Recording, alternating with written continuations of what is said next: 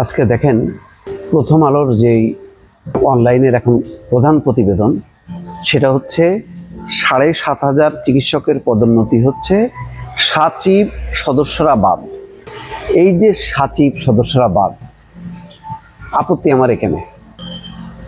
তো এখন প্রশ্ন উঠবে যে কেন আপনার স্বাধীনতা চিকিৎসা পরিষদের প্রতি এত দুর্বলতা কেন? না, আগে যেমনভাবে ড্যাব বা বিএনপি সমর্থিত চিকিৎসকদেরকে যেভাবে বাদ দেওয়া হয়েছে, সেটার আমি তীব্র প্রতিবাদ করেছি। এখনো প্রতিবাদ করছি এই কারণে, পদোন্নতির ক্ষেত্রে, নিয়োগের ক্ষেত্রে মেধা যোগ্যতাকে প্রাধান্য দিতে হবে, এবং এটাই হচ্ছে জুলাই গণঅভ্যুত্থানের চেতনা। যদি এই হয়, ওই পাল্টাপাল্টি, আগে ওদেরকে বাদ দেওয়া হয়েছে, এবার আমাদেরকে নিয়োগ দেওয়া হবে, ওদেরকে বাদ দেবো, আমাদেরকে নিয়োগ দেবো, আবার অন্যরা এসে বল ওদেরকে বাদ দিই, তাহলে তো আর বাংলাদেশে কোনো দিনও কোনো পেশায় মেধা যোগ্যতার কোনো মূল্য থাকবে না। তাহলে তো সেই যেই লাও সেই কদু।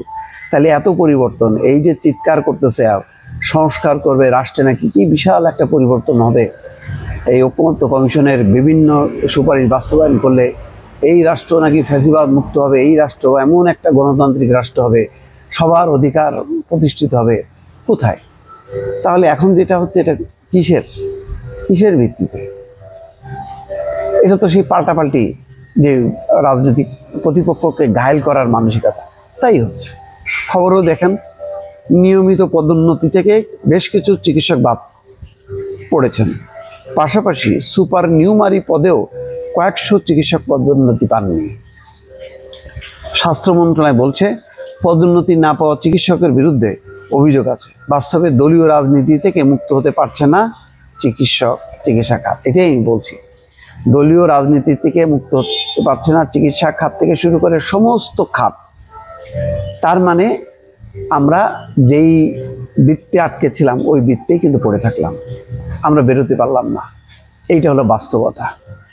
তাহলে এই রক্তক্ষয় নিয়ে একটা প্রশ্ন উঠবে যে এই রক্তক্ষয়ের দরকার ছিল কিনা। আবার পদোন্নতি পেয়ে কাজে যোগ দেওয়ার পর সেই পদোন্নতি বাতিল করেছে মন্ত্রণালয়। চিন্তা করেন, পদোন্নতি পেয়ে কাজে যোগ দিছে, সেই পদোন্নতি বাতিল করছে মন্ত্রণালয়। তাহলে যারা পদোন্নতি পেয়ে পদোন্নতি বঞ্চিত হলো, তারা কি আর চিকিৎসক হিসেবে থাকবে? তাদের কাছ থেকে কি এই দেশ জাতি কোনো সেবা পাবে? চিন্তা করেন, এমন 7 জন চিকিৎসক বুঝতে পারছেন না তাদের পদোন্নতি কেন বাতিল হলো। তারা বলছেন এটা অন্যায়, মন্ত্রণালয় বলছে এই পদোন্নতি ভুল ছিল। আহারে, রাজনৈতিক বিভাজন দেশের চিকিৎসা খাতকে দুর্বল করেছে। আমিও কিন্তু শুরুতেই এটা বলছিলাম, দেখেন এই রিপোর্টও তাই।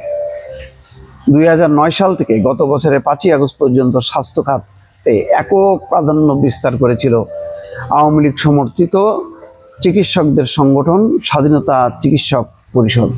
সচিব, আইরে দাপট, ওরে বাবারে বাবা, সচিব ছাড়া কোনো ফাইল নড়ে না, চড়ে না, পদোন্নতি হয় না। কি ভয়ঙ্কর একটা পরিস্থিতি তৈরি করছে এরা। এখন দেখেন, যারা অন্যদের জন্য অন্যদেরকে ভিকটিম করছে, আজকে তারাই নিজেরাই এখন তার শিকার হচ্ছে। মহাপরিচালক, অধ্যক্ষ, পরিচালক, তত্ত্বাবধায়ক, প্রকল্প পরিচালক সহ স্বাস্থ্য খাতের গুরুত্বপূর্ণ পদে ছিলেন সচিবের সদস্য এবং আওয়ামী লীগ সমর্থিত চিকিৎসকরা। ছুটি পাওয়া, বিদেশ যাওয়া, গবেষণার ফান্ড পাওয়ার ক্ষেত্রে তারাই এগিয়েছিলেন। ওই 15-16 বছরে কোণঠাসা অবস্থায় ছিলেন বিএনপি সমর্থিত চিকিৎসকদের সংগঠন ডক্টরস অ্যাসোসিয়েশন অব বাংলাদেশ, ড্যাব, এবং জামাত সমর্থিত চিকিৎসকদের সংগঠন ন্যাশনাল ডক্টরস ফোরামের সদস্যরা। এছাড়া বাম রাজনীতির সমর্থক চিকিৎসকরা এবং কোনো ধরনের রাজনীতির সঙ্গে যুক্ত নন এমন চিকিৎসকরা ঠিক সময় পদোন্নতি, প্রাপ্য সুযোগ সুবিধা বা স্বীকৃতি পাননি। এটা ছিল অন্যায়। অনেকে মনে করছেন এখনও এই ধরনের অন্যায় হচ্ছে। রাজনৈতিক পরিচয়ে চিকিৎসকদের পদোন্নতি দেওয়া বা বঞ্চিত করা অথবা বৈষম্য করা ঠিক নয়। এক্ষেত্রে ক্ষতিগ্রস্ত হয় স্বাস্থ্যসেবা এবং চিকিৎসা খাত, মূল্য দিতে হয় সাধারণ মানুষকে। কিসের এখন কে এটা দেখবে? দেখেন, স্বাস্থ্য খাতে এমন একজন আছেন, জাহানারা বেগম, তিনি আবার ডক্টর মোহাম্মদ ইউনূসের অত্যন্ত ঘনিষ্ঠ, তিনিও কিন্তু রক্ষা করতে পারলেন না। কারণ স্বাস্থ্য খাতের ডিজি বা অন্যান্য কর্মকর্তারা খোঁজ নিয়ে দেখেন হয় বিএনপি নাই জামাত, এবং ওরা ওইভাবেই সব নিয়োগ পদোন্নতি যা হচ্ছে সব দলীয় সুপারিশে, খুব মানে কোনোভাবেই এখানে মেধা যোগ্যতার ভিত্তিতে যে সব কাজগুলো একাডেমিক কাজগুলো হচ্ছে কোনোভাবেই না। আমি লিখে দিতে পারি, মিলাই নিয়ে। আগেও তাই হচ্ছে, এখনও তাই হচ্ছে।